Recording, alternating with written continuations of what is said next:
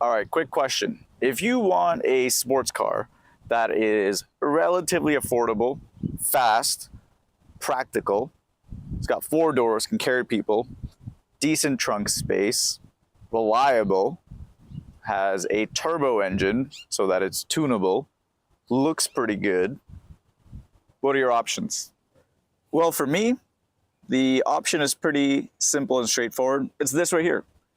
This is the 2025 GR Corolla. Oh, look at those wheels. Amazing. So yes, if you know anything about cars in the last couple of years, you know what this is all about. For those of you who think this is a regular Corolla, it is not. It is basically a rally car underneath with the Corolla body on top. So basically it started off in Europe as the GR Yaris. It's a 3-cylinder turbocharged engine, 300 something odd horsepower. Got the Toyota's trick differential thing where you can send torque to the front, the back, all that kind of good stuff. So this actually is my car. Unlike most reviews that just kind of take it, spin it around and go. If you've seen my other review of the Prius, that was also my car. And I hinted at something that I'm gonna get, and this is it right here. Literally took delivery of this 2 days ago, and I've been driving the heck out of it. So this is my complete ownership review, and we're gonna start with things that I like about it, and then some of the things that I find annoying over the last couple days. And guess what? I'm just gonna have to live with those annoyances. So let's get going. So starting off with the number one thing I love about this car is, of course, this little sticky thing here, the manual transmission stick shift, depending on where you are in the world, whatever you call it. But this is it. This right here is why I basically wanted this car. Now, I know other cars come with it, so there's obviously other reasons. But yes, I've been driving stick shift forever. But since 2020 onwards, I haven't been able to. Most cars come in automatic, so but I'm like, I need this back in my life. So there we go. And it's actually really, really good. The throws are nice and short. It's very like smooth but clicky at the same time. The whole rifle bolt analogy definitely applies right here. Solid transmission. It's not as short of a throw as my FRS used to be, but then again, that did have a aftermarket short shifter kit installed, so I don't expect that from the factory. But overall shift quality is amazing, and I love it. All right, next favorite feature is this thing right here. Okay, most of you are like, what? Yeah, well, if you haven't seen this before, it's called a handbrake. Electronic parking brakes have been in existence for a while now. I find them highly annoying and just something else that can break. Why rely on electricity when you can just have this? This will never fail. I mean, the only way it can if somebody like snips the cable that attaches, the steel cable that attaches to actual brakes, but what are the chances of that? Never. So always going to work. Plus it's a Toyota, so it's basically bulletproof. But other than that, it's also just fun to crank the handbrake. Any of my OG car people know back in the day, you can drift a front wheel drive car with this thing. All I'm going to say is McDonald's plastic trays. Just go look that up with front wheel drive cars. I don't recommend doing it, but we've all been young and dumb and fun before. So yes, I actually prefer this. I don't like electronic parking brakes. So this is a big win. And again, it should be. This is a rally hot hatch. Like if it had electronic parking brake, it would be a huge downgrade. As you can see, the car agrees. All right, my next favorite thing about this car, just like my Prius review, are actual buttons. No stupid capacitive screen, touch sensitive garbage. Actual buttons for every single thing you want to do. I'm glad they chose the simpler Toyota interior with the smaller screen and stuff, because it's a focused car. If you saw my Prius review, it's obviously way more, I guess I want to say complicated, but also feature rich in here with a bigger screen and whatever. But who cares? You don't drive this car for too much of the creature comforts. You drive this car for it to be driven. So I like that they chose the minimalistic interior options, just all you need. Like you have the basic touchscreen, so you can do Android Auto. You have your, AC, cooling, all that stuff. Good to go. No other nonsense needed.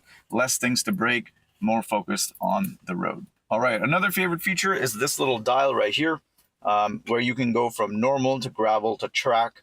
I know a lot of cars have like sport mode and stuff. This does too, but that is actually different. This has to do with the all-wheel drive system.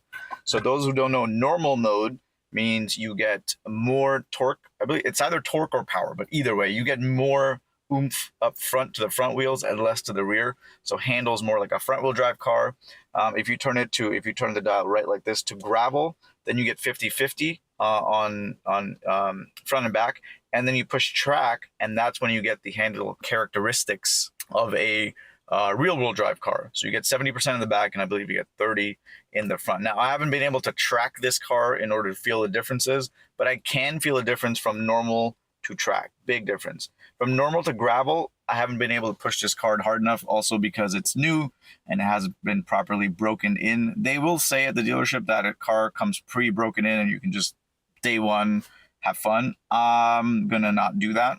So I'm gonna wait till I hit at least 8,000 kilometers before I start pushing this bad boy to its full capabilities. That doesn't mean I don't do hard accelerations and have fun, you know, getting up to speed, going down to speed, changing gears, all that kind of stuff. But yeah, you want to be smart and careful with your brand new car. All right, and so another favorite feature of mine is the turbocharger and the noise that the turbos make. Amazing. So when you put your foot down, you get the induction noise. You can just hear the air being sucked into the turbo, and then when you lift off, you get this amazing like pew, pew noise, right? I think I sprayed it instead of saying it, but that's okay. It's my car. Do whatever the hell I want. But yeah, basically, the turbo noise is super, super addicting. I just can't get enough of it. I find myself downshifting, upshifting, putting the foot off gas, on gas, just so I can like make as many of those little noises that I can. I don't think I'm going to get tired of it. That's why I like it so much. Everyone's like, oh yeah, you get tired of it. I'm like, I don't think so. I think if you're a car person, car guy or car gal, and I think the turbo noise is second to none. So yeah, definitely one of my favorite features of this car. Okay, another favorite feature is the flexibility of the dashboard. You have three main areas here. The box to the left, you have the real estate between the tachometer here, and then you have the box to the right. And each of them can be customized exactly to what you want. So as an example, let me see if I can manage this here. So here in the center, I can have shift position. I can have driving support. I can have I don't know why you'd want a blank screen, but I guess if you don't want any distractions. I can have settings and I can have messages or whatever. Obviously for this car, I just leave it to shift position, perfectly fine. Now on the left side, you can have fuel economy, you can have blank again, I guess. You can have navigation, audio, so you know your Bluetooth's doing, sports gauges, which is basically your oil pressure, temperature, and the car temperature. Again, very important to have.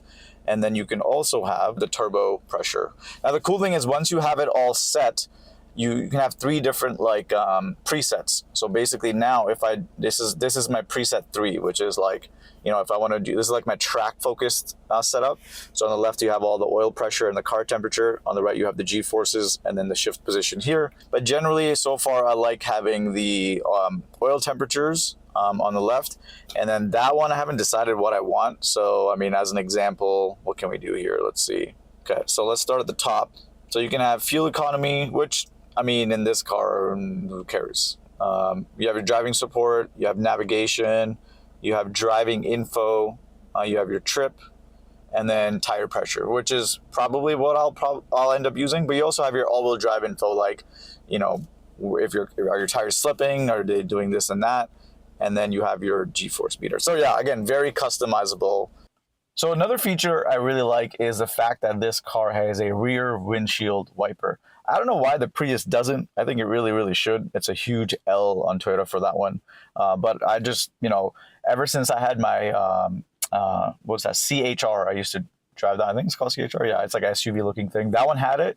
And I'm just like, man, it's so, so useful, especially as a Canadian in winter. Like you need something to clear off the back. So I'm glad Toyota put this on this car, and it makes sense. It's a hatchback, and I think it's like a rally car, so you're going to get dirt all over it as you're supposed to, and so to have good rear visibility, I think it was a good choice. And it is, you know, sounds silly, but it is a feature that's like makes life with the car easier to live with. It's one of those things that you don't think about when you're in the showroom, but when you own the car, you're like, man, I'm so glad that I have it.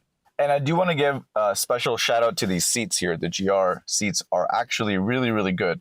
They are the perfect combination of comfy and supportive. So when you're throwing it around in the corners, it hugs you really, really well. It's super comfy. I can just, see myself sitting in this seat for long cruises, long drives, road trips, and things like that, which is important in a car like this because obviously, it's really hard to find that balance where the seat, like I've sat in cars and big name sports car where the seats are like extremely supportive, but they're they're kind of stiff and you don't want to sit in them for more like an hour. And then your spine hurts, your ass hurts, and you just want to get out and stretch. This car, been driving it, without any issues, sat in it for over like an hour or two. To film this, I drive around, try and find roads that are like not busy, secluded. And just to do that takes usually an hour and a half. Sometimes it could take up to, 2 hours if you have a lot of traffic. So I've had no issues with these seats. They're amazing. They're even better than the seats in my Prius Prime. The other car I have access to in my fleet, as you could call it, is the Honda Civic Sport. And that also has pretty good seats. But I think out of the three cars, this has the best.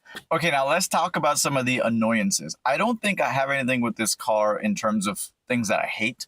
Overall, it's been amazing. But if I did have to put something at the top of the list, is again, just like the Prius, Toyota just overdoes it with all the safety garbage. Again, I understand why they put it, but as an owner, to live with, it's just so annoying. One of the things you'll see in the back is you'll see all my seatbelts are tied up. Why?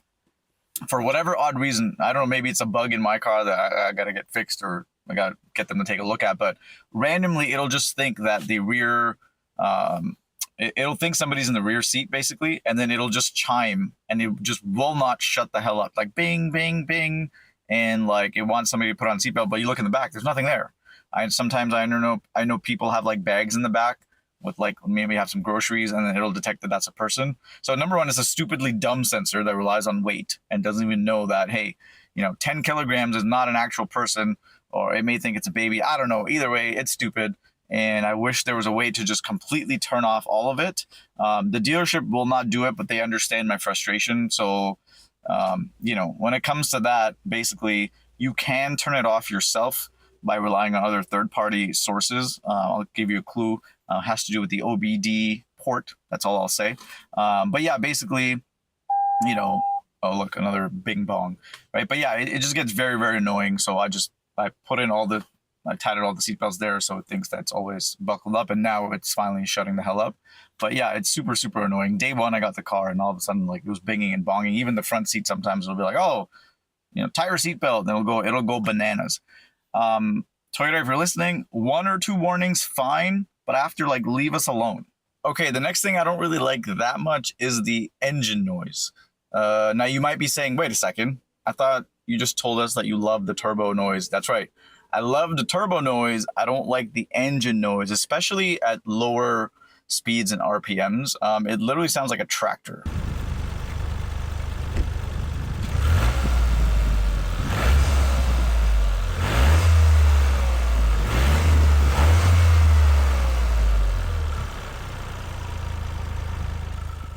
So it's not the most ear appealing noise. Now, is it terrible? No, it's fine. Like I'm totally okay with it.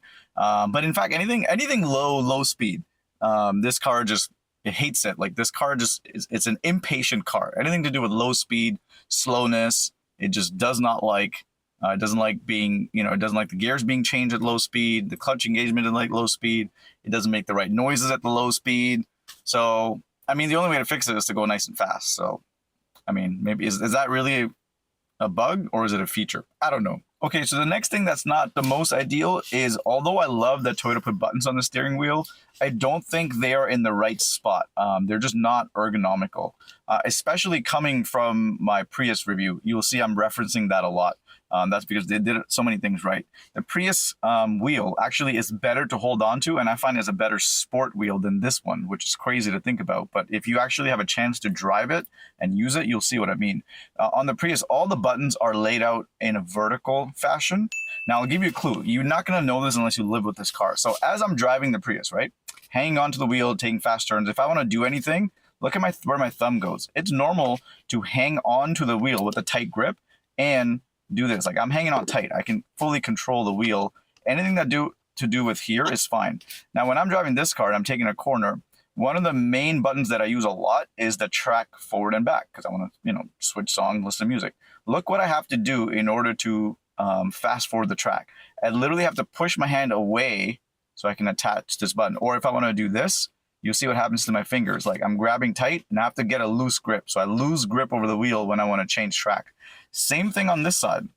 And you can't, it's hard to tell, but as I'm gripping nice and tight, if I want to change the volume, which is obviously very, very common, again, I have to push my hand back so I can do this. Now look at the grip I have on the wheel. It's really not that good. You can manipulate it if you grab it at the bottom. Now I can grab tight and do this, but anybody who knows anything about driving knows 9-3 is the actual way to grab a wheel, especially if you're taking tight corners and doing some fun things with this car, as you should. Whereas the Prius, in fact, even better, it has a toggle switch. So as I'm grabbing onto the wheel nice and tight, I can just go flick the volume up and down nice and fast, and I can just continue and focus on the road. So really awkward why Toyota chose to do this. Again, nothing wrong with the actual wheel. It's pretty good. I like grabbing it. The grip is pretty decent. I like the little GR thing going on. Visually, it's good. But in terms of actual functionality, weirdly, the Prius Prime has a better sports steering wheel. Okay, next annoyance is the heel and toe situation. All right, so the gap between the brake and the accelerator pedal, I think it's actually too big. Maybe I'm spoilt from other cars, but generally speaking, I know we call it heel and toe, but we don't actually use our heel all the time. Anybody who's done a lot of stick shift driving knows, generally you press the brake and then you just kind of tilt your foot. Now, as you can see, what's happening a lot of times, now again, I am rusty a little bit. Like I said, it's been since 2020 that I've driven standards. I have to get used to this, but generally, as I press the brake, you can see sometimes my foot just I kind of miss the gas pedal and I just kind of slip right through. And that's happened quite a bit because I'm used to the gap between the brake and the accelerator being smaller. Now, is this the end of the world? No. But the problem is when you're doing city driving, you don't want to actually have to do an actual heel and toe, like literally heel and toe. That's, even though the term is meant and it sounds that way, most people don't actually do that. We just use like the side of our foot and we just kind of do this. But who wants to be cranking their ankles every time you want to heel and toe? Now, the good news is if you're like super ultra lazy and you don't want to do that at all, there is a button here called IMT, Intelligent Manual Transmission. So what it'll do the rev matching for you. But I don't want it to do a rev matching for me. I like doing heel and toe, but I want my life to be a little bit easier. So what I'm going to have to do is either find like an aftermarket pedal that extends a little bit, or I'm just going to have to kind of get used to more of actually turning my heel all the way out every time I'm downshifting. Again, not the end of the world, but in terms of livability and just general day-to-day comfort, it would have been nice to have a tighter gap so I can just quickly blip the throttle like this instead of missing, which I'm doing about half the time right now. Okay, another little annoyance is the actual tack. Now, I know I talked about the dashboard itself, and I do like the two things about it. I like how it's modular, you can pick your things, and I like that they chose dark mode as default. Awesome job, because you don't want things blinding you. So those two things are good. What I don't like is the actual animation and the artwork of the dash. Now, you can have two of them. You can have this radial one, or the Formula One style, like the line that goes from left to right, even worse in my opinion. But they both look hideously ugly. I just don't even like looking at this dash that much. Again, I am spoiled. I come from the FRS, which, by the way, had the nicest looking tack. It looked like a motorcycle's center tack. It was analog, it had a needle. It was very responsive. Day or night, it looked really, really good. You liked looking at it. This one, yeah, I'm focused on driving, but when I look at it, I'm just quickly looking for the information. Okay, where am I in the rev range? Okay, change and go. Whereas the other one, it was just I don't know, it was just nice to look at. And again, you're going to be spending half of your time looking at the road ahead, half the time looking at the tack as a standard or manual transmission car. So you want something that's good to look at, or I would have preferred it because it's a screen. They could have given us at least 4 or 5 different options. I don't know, it could be an update, but at the end of the day, it's just, I don't know, it's kind of basic, kind of ugly, not my thing. But is it the end of the world? Probably not. Okay, another annoyance with this car is the trunk space. And it's actually even extra annoying because initially I'm like, oh, this is a hatchback, so I get the best of both worlds. And I kind of do. I got back seats, I do have a trunk, decent space, but for some reason, there's this huge waste of space elevation in the trunk. I don't know why. I don't know what's back there. I kind of have an idea. It sees battery things. I'll have to investigate. But at the end of the day, it's kind of, kills the purpose of a useful hatchback that's also fast and fun to drive. Now, again, I understand it's not a regular Corolla. Anybody who knows anything about the GR, it knows it's not. It's got some beefier stuff in it, some extra equipment to make it go vroom vroom and fast. So maybe that's what's taking up the space. But I did not expect the trunk space to be basically neutered a little bit, when I opened it. So a little extra annoying because you don't get the trunk space that you thought you would, but it's still very, very good compared to any other sports cars and focus cars that you can have. So not the end of the world. All right, and one little quirk I wanted to share with you guys is this thing right here. What is this, Toyota? What is going on over here? I don't know what this slab is for. I thought it's like one of those slidey things so you can have like extra room to like put stuff in, but nope. It's just a slab with like a grippy mat. I assume it's for like a phone, so like it won't slide around everywhere when you're hitting those corners. But then again, this is not the biggest phone you can get either. There are phones that are a little bit wider that may not fit. So you may have some of you may have phones that fit maybe a little bit like that. Again, I don't know. I assume it's a phone holder, but like, what is all this space? Like, look how much space there is. It's so tall. Like, you could have, made this like a compartment. But then I don't know. Again, maybe there's something in there that's integral to the car, some kind of equipment work. But again, I don't know. I feel like that was just a little bit of wasted space that we could have used for some extra storage. Now, some of you may be wondering about the fuel economy. You're like, oh, it's a 3-cylinder turbo, so you must get like nice mileage when you're just driving around, and then you can rip it. There's nothing to wonder. It sucks. And on top of that, it takes premium gas. Okay, so again, one of those things that are kind of annoying day to day, but like I fully knew this going into it, what to expect. So this is not an eco daily driver. This is a high maintenance daily driver. Worrying about the fuel economy of this car is kind of like getting a big German Shepherd and then complaining that it has a really loud bark. I mean, it's basically a guard dog and it's massive. It's over 100 pounds. So of course it's going to have a projecting bark. What do you expect? Same thing with this car. It barks.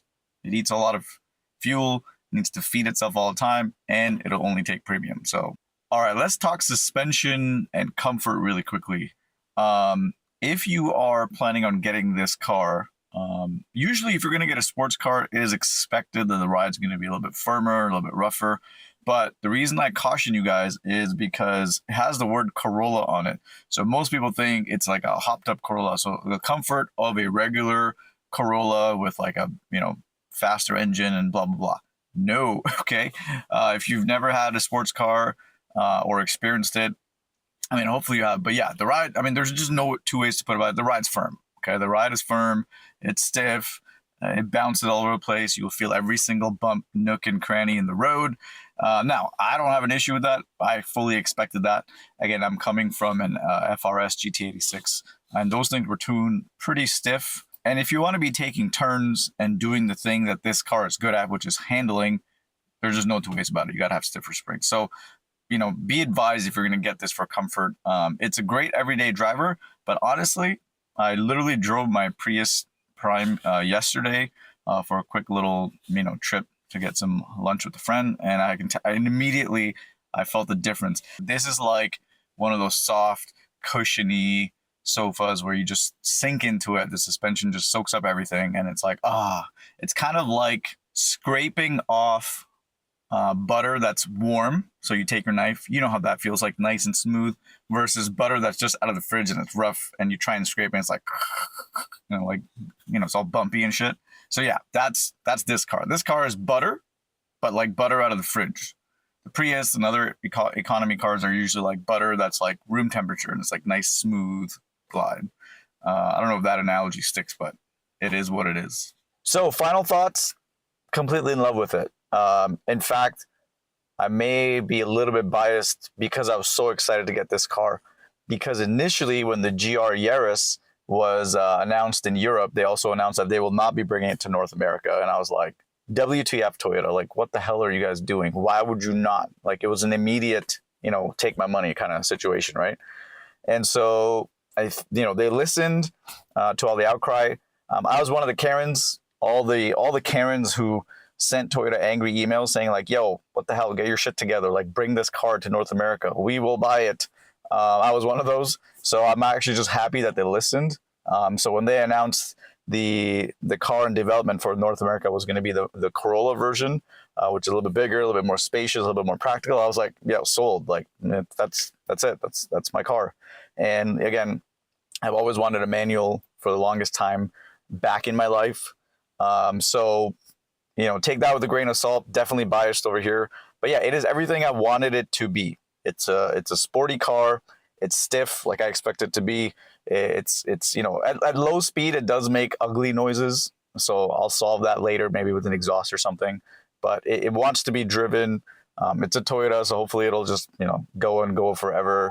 Kind of beeps at you once in a while, as you heard, but that's okay. That's the modern safety stuff going into play, so there's no issues there.